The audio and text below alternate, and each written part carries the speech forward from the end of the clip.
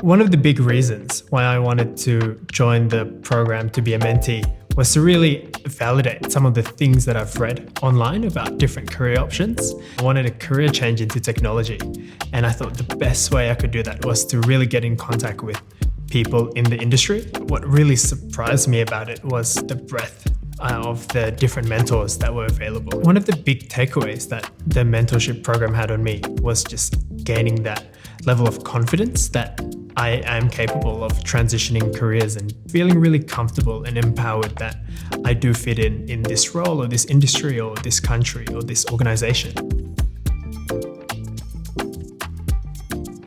I think what really made me want to be a mentor was growing up. I've had so many doors being opened for me by various people, and I thought the first opportunity I could get to do the same and give back, I wanted to put my hand up. That was the biggest reason why.